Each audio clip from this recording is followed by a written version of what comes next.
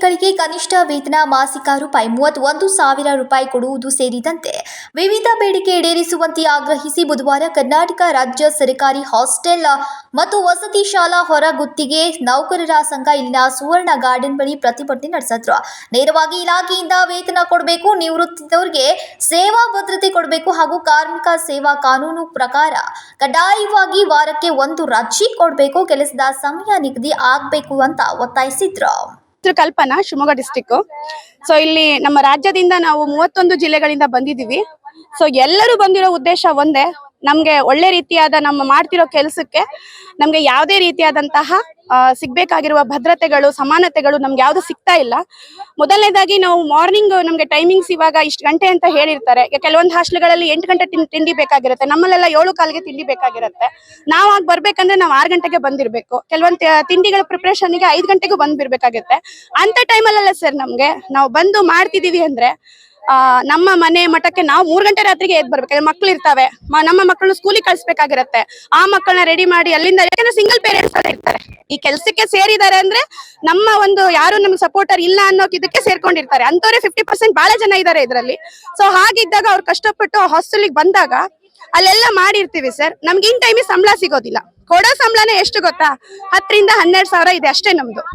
But ಇಲ್ಲಿ ಅದೇ ಕೆಲಸಕ್ಕೆ ಗೌರ್ಮೆಂಟ್ ಅನ್ನೋ ನೇಮಕಾತಿಗಳಿಗೆ 40ರಿಂದ 50 ಸಾವಿರ ಸಿಗುತ್ತೆ. ಆ ಕೆಲಸ ನೋಡಿದ್ರೆ ಅವ್ರು ನಮ್ಗಿಂತ ಅರ್ಧ ಭಾಗ ಕೆಲಸ ಮಾಡಿರ್ತಾರೆ ಎಷ್ಟೋ ಹಾಸ್ಟೆಲ್ಗಳಲ್ಲಿ. ಅವ್ರಿಗೆ CL ಇದೆ, PL ಇದೆ.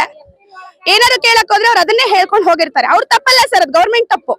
ನಾವಿಲ್ಲಿ ನೇರವಾಗಿ ಹೊಣೆ ಮಾಡ್ಬೇಕಾಗಿರೋದು ಗೌರ್ಮೆಂಟ್ನೇ ಹೊರತಾಗಿ ಯಾವುದೇ ವಾರ್ಡನ್ಗಳನ್ನಲ್ಲ, ಯಾವುದೇ ಅಧಿಕಾರಿಗಳನ್ನಲ್ಲ.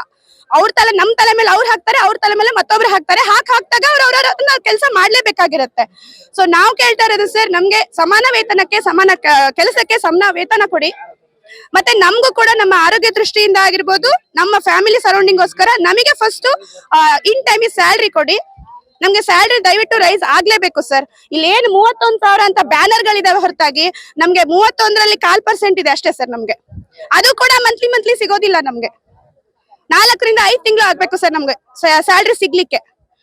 ಸೊ ನಾವೇನೋ ಹೊಟ್ಟೆಗೆ ಅಡಿಗೆ ಮಾಡ್ಕೊಂಡು ಇಲ್ಲಿ ಊಟ ಮಾಡ್ತೀವಿ ಸರ್. ನಮ್ಮ ಮನೇಲಿ ನಮ್ಮ ಮಕ್ಕಳು, ನಮ್ಮ ಗಂಡ, ಮನೆ ಫ್ಯಾಮಿಲೀಸ್ ಎಲ್ಲ ಏನ್ ಮಾಡ್ಬೇಕು ಸರ್ ಅವರು? ಶಾಂತಾ ಗಡ್ಡಿಯವ್ರಂತ, ನಾವು ಹಾವೇರಿ ಜಿಲ್ಲಾದಿಂದ ಬಂದೇವ್ರಿ. ಈಗ ನಮ್ಮಲ್ಲೇ ದುಡಿಯೋರ್ಗೆ ಏನಾಗ್ಬಿಟ್ಟಿದೆ ಅಂದ್ರ, ಈಗ ಗೌರ್ಮೆಂಟ್ ಆನ್ಲೈನ್ ಮುಖಾಂತರ ತುಂಬ್ಕೊಂಡು 6 ವರ್ಷ ಆಗಿಲ್ಲ ರೀ ಅವ್ರಿಗೆ ವರ್ಷಕ್ಕ 15 ಲೀವ್ ಇರ್ತಾವ್ರಿ ಸರ್. ಆದ್ರೆ ನಮ್ಮ ದಿನಗೂಲಿಯರಿಗೆ ಲೀವ್ ಇಲ್ರಿ. ನಾವು ಕತ್ತಿ ದುಡ್ದಂಗ ದುಡಿಯೋದು.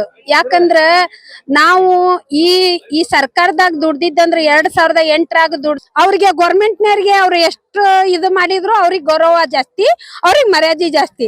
ಯಾಕಂದ್ರೆ ನಾವ್ ಮಕ್ಕಳು ಮರಿ ಬಿಟ್ಟು 3 ತಿಂಗಳ ಕೂಸಿನ 1.5 ತಿಂಗಳ ಕೂಸಿನ ಕರ್ಕೊಂಡೋಗಿ ಯಾರು ಕೆಲಸ ಮಾಡಲ್ಲ. ಗೌರ್ಮೆಂಟ್ನವ್ರು 6 ತಿಂಗಳ ರಜಾ ಕೊಡಂತಾರ. ಏಪ್ರಿಲ್ 14 ಕಳೆದ್ರೆ ಹೊಳ್ಳಿ ಸಾಲ್ ಚಾಲು ಆಗತ್ಲೆ, ಏಪ್ರಿಲ್ 1ನೇ ಸಾಲ್ ಚಾಲು ಆಗತ್ಲೆ ತಗೊಂಡೋಗೇನ್ರಿ. ನಮ್ಮಂತ ಬಡವ್ರು ನಾವ್ ತಗೊಂಡೋಗಿ ದುಡಿತೇವೆ. ಯಾಕಂದ್ರೆ ನಮಗ್ ಕೆಲ್ಸ ಬೇಕಾಗಿರ್ತತಿ, ದುಡಿತೇವಿ. ಅವ್ರಿಗೆ 6 ತಿಂಗಳ ರಜಾ, ಆಮೇಲೆ ಅವ್ರಿಗೆ ಹೆರಿಗೆ ಭತ್ಯೆ ಅಂತ ಕೊಡ್ತಾರ, ಎಲ್ಲ ಕೊಡ್ತಾರ. ನಮ್ಗೇನ್ ಕೊಡ್ತಾರ್ರಿ? ನಮ್ಗೇನು ಕೊಡಲ್ಲ. ಯಾಕಂದ್ರೆ ನಮ್ಮಂತ ದುಡಿಯೋರ್ಗೆ ಕಿಮ್ಮತ್ ಮಾಡಲ್ಲ ರೀ ಅವ್ರೆ. ಆ ಸರ್ಕಾರದಾಗ ನಾವು ಈಗ ಅದಕ್ಕ ಬೇರೆ ಸರ್ಕಾರ ತಂದೈತಿ, ಆದ್ರೆ ಇವ್ರು ನಮ್ಮನ್ನು ಗೌರವಿಸ್ಲಿಲ್ಲ, ಮುಂದುವರ್ಸಲ್ ಇವ್ರು ಡಬ್ಬ ಹೊಡಿತೇವಿ.